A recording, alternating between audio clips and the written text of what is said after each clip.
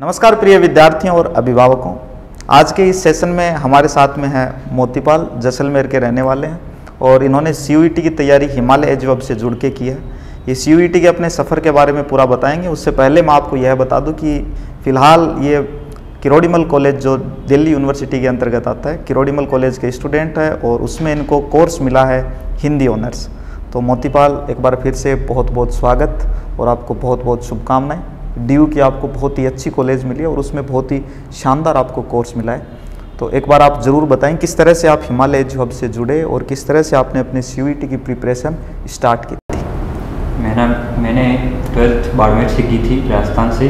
और फिर 12th करने के बाद मैंने सोचा कि CUET का एग्ज़ाम देना है। फिर मैं यहाँ जयपुर आया था। जयपुर मैंने ऑनलाइन तो कोर्स मेरे से रूटीन रहता नहीं, इसलिए मैंने जयपुर आया। यहाँ आया तो मेरे बड़े भाई साहब ने बताया, ये कोचिंग का पता बताया।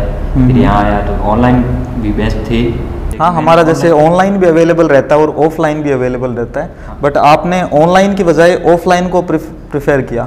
तो ऐसा क्यों, आपने ऑनलाइन को क्यों नहीं किया? क्योंकि लगभग यहाँ से देखें तो 650-700 किलोमीटर के आसपास जैसलमेर की दूरी होगी जयपुर से। तो फिर आपने ऑफलाइन को कैसे प्रेफर किया ऑनलाइन की बजाय? इसके प्रति क्या दृष्टिकोण है आपका? ऑनलाइन से ऐसे है सर कि डेली रूटीन रहता नहीं, बनता नहीं है वगैरह। ऑफलाइन होता है तो डेली रूटीन बना रहता है और कोचिंग से जुड़े रहते हैं, स्टाफ से जुड़े रहते हैं, तो अच्छा फायदा मिलता है। हाँ, अक्सर ऑनलाइन क्लासेस के अंदर ऐसा होता है कि विद्यार्थी कई बार थोड़ा सा बीमार भी हो जाता है ना, मामूली सा, कि भाई पेट दर्द नहीं हुआ फिर भी क्या, स्कूल में जैसे सबसे बड़ा ये राष्ट्रीय बहाना है अपने देश का कि पेट दर्द का बहाना बना लो, स्कूल में नहीं जाना पड़ेगा। तो इस तरह से बच्चा कोई भी एक छोटा सा बहाना बना के कि चलो ऑनलाइन है ही अपने पास में, क्लास तो रिकॉर्डेड फॉर्म में रहेगी, ये आज नहीं, ये क्लास अपन कल ले लेंगे। फिर होता क्या है, कल की क्लास वापस से और लोड हो जाएगा उसका। तो ऐसे ये लोड बढ़ता एक दिन इतना मामला बन जाएगा उस बच्चे के पास में, फिर उसको समझ नहीं आएगा कि अब कौन सी चीज़ पढ़ें हम और कौन सी चीज़ छोड़ें। ऑनलाइन के अंदर सबसे बड़ी दिक्कत ये होती है, ये मैंने प्रत्यक्ष रूप से देखा है। मेरे साथी जो हैं तैयारी करते हैं, कुछ भी हैं मेरे साथ रहते हैं, वो तैयारी करते हैं, ऑनलाइन करते हैं, बट उनके साथ ऐसा होता है कई बार वो किसी काम से इधर उधर चले जाते हैं, तो फिर एक क्लास का लोड हो गया, 2 का लोड हो गया, फिर 3 क्लासेज का लोड हो गया और फिर वो उनकी अच्छे से पूर्ति नहीं कर पाता है विद्यार्थी। तो इस वजह से ऑनलाइन की बजाय मैं खुद भी यही कहना चाहूँगा सभी को कि ऑनलाइन की बजाय आप ऑफलाइन को ज़्यादा प्रेफर करें। और आप ये बताइए कि जैसे KMC आपको मिल गया, कॉलेज में चले गए, आपका ओरिएंटेशन प्रोग्राम हो गया? हाँ, ओरिएंटेशन प्रोग्राम हो गया है, एक क्लास भी अटेंड हो गया, फर्स्ट डे हो गया है। कैसा रहा आपका क्लास? प्रोफेसर्स कैसे थे आपके?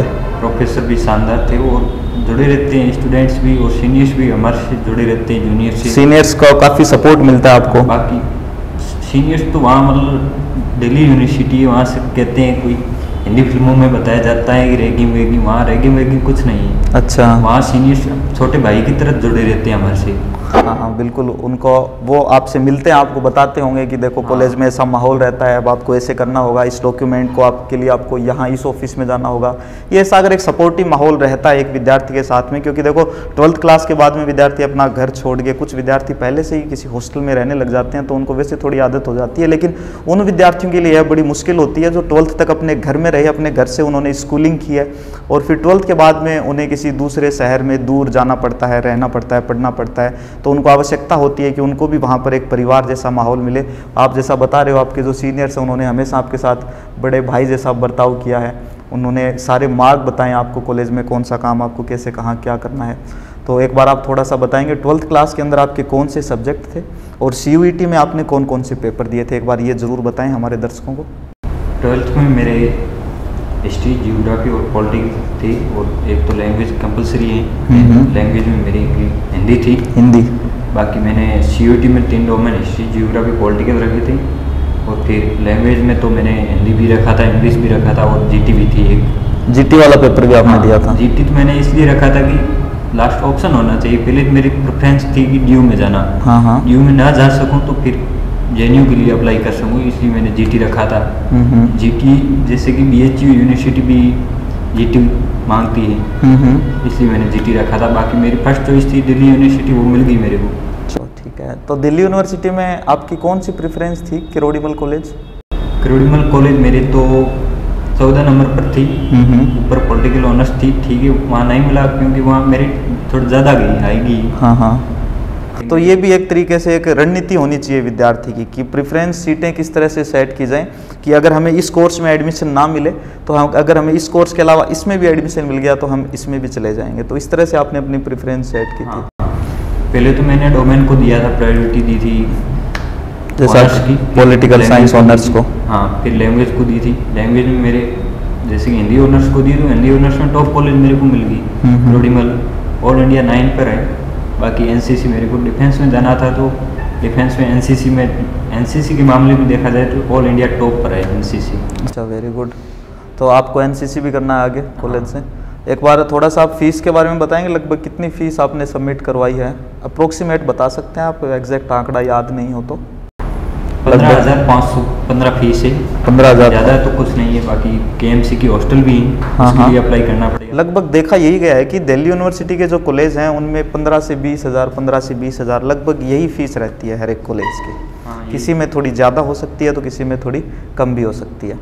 तो हिमालय परिवार से जुड़ने के बाद जो आपकी क्लासेज हुई हैं, जो आपने रेगुलर क्लासेज अटेंड की हैं, तो उन क्लासेस से आपको कितना फ़ायदा मिला है? क्योंकि देखो सिलेबस तो वही है सीयूईटी का 12th वाला, वो चीज़ें आपने अपनी स्कूलिंग में भी पढ़ी हैं, बट उस एक महीने के अंदर, उन 40 दिनों के अंदर जो क्रैश कोर्स के अंदर आप थे, उन 40 दिनों में आपने कैसा महसूस किया? जैसे कि एक तो चीज़ें आपने स्कूल में पढ़ी और एक वो 40 दिन में वो चीज़ें आपने शुरू से लेके और एंड तक कंप्लीट एनसीईआरटी हमारे साथ जुड़ के आपने वो चीज़ें पढ़ी। तो इसमें कैसा आपका एक्सपीरियंस रहा? टीचर्स किस तरह से आपके लिए एफर्ट्स करते थे? कोचिंग की टेस्ट सीरीज का कितना योगदान रहा था सीयूईटी की पेपर के अंदर? सारी चीज़ें एक बार दर्शकों को ज़रूर बताएं। बाकी बोर्ड एग्ज़ाम और सीयूईटी एग्ज़ाम एक अपने में अलग है, क्योंकि वो तो वैकल्पिक होता है सीयूईटी का, और वो बोर्ड में थ्योरी लिखनी पड़ती है। तो थ्योरी और वैकल्पिक में बहुत ज़्यादा फर्क है। बिल्कुल। फिर मैंने 12th की क्रैश कोर्स भी यहाँ आया था, यहाँ आया, उसके बाद मैंने क्रैश कोर्स किया। उसमें से सप्ताह में टेस्ट होते थे, बाकी डेली रूटीन बना रहा। बाकी फिर मैंने एग्ज़ाम दिया तो उसमें मेरा हो गया, क्योंकि 12th में मेरे परसेंटेज कम ही थे, ज़्यादा नहीं थे। तो कोचिंग के अलावा आप सेल्फ स्टडी कितनी देर करते थे घर पे? मिनिमम 5-6 घंटा सेल्फ स्टडी कोचिंग के अलावा करते थे। और उसमें क्वेश्चंस की कितनी प्रैक्टिस करते थे? ऑप्शनल क्वेश्चंस की प्रैक्टिस कितनी किया करते थे? वो तो बाकी यहाँ जो टेस्ट होते थे ना कोचिंग में, फिर उनको वापस जाकर देखना पड़ता था। फिर यहाँ जो टेस्ट सीरीज नोट्स वगैरह सब थे वो देखने पड़ते थे। तो यहाँ पे आपके जो टेस्ट होते थे वो टेस्ट चैप्टर वाइज क्वेश्चंस होते थे या फिर क्वेश्चंस इकट्ठे ही? जैसे कोई बुक है, 2 बुक होती हैं, ज्योग्राफी उठा के देख लें, अब हिस्ट्री की 3 बुक है, तो जैसे ज्योग्राफी की 2 बुक हैं, तो बुक वाइज टेस्ट होते थे या फिर एक चैप्टर वाइज होते थे? फिर 3 चैप्टर को मिला के एक टेस्ट ले लिया, जैसे पहले एक चैप्टर का टेस्ट ले लिया, फिर सेकंड का ले लिया, फिर थर्ड चैप्टर का ले लिया, फिर तीनों को एक तरह से इकट्ठा करके तीनों का टेस्ट ले लिया। तो टेस्ट सीरीज का क्या प्रारूप रहता था? जैसे एक चैप्टर जैसे खत्म हुआ तो उसका टेस्ट होता था, फिर ऐसे करते करते सप्ताह में एक बार सारे का टेस्ट हो जाता था।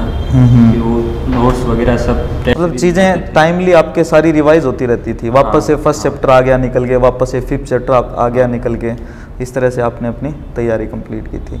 और आपके फॉर्म से लेके और जैसे कि आपको कॉलेज तक भेजने की पूरी जिम्मेदारी हिमालय जो अब लेता है, तो आप अपने छोटे भाई बहनों को क्या बताना चाहेंगे? 17 सितंबर से हम बैच स्टार्ट करने जा रहे हैं, नया सीयूईटी का फाउंडेशन बैच है, जिसमें 12th बोर्ड्स के साथ साथ में और आपको सीयूईटी की तैयारी भी करवाई जाएगी। यही कहना चाहता हूँ कि अगर आपको दिल्ली यूनिवर्सिटी, BHU, JNU में प्रवेश लेना है तो हिमालय एजुकेशन से जुड़िए और आइए यहाँ पर। मेरे अनुभव के हिसाब से मैं कहता हूँ कि मेरे को तो बड़े भैया की तरफ रखते थे, तो छोटे भैया की तरफ रखते थे। ये मेरे बड़े भैया, ये सर तो मैं नहीं कह सकता उनको। चलो, बहुत बहुत धन्यवाद और उज्जवल भविष्य की शुभकामनाएं। चलिए, थैंक यू।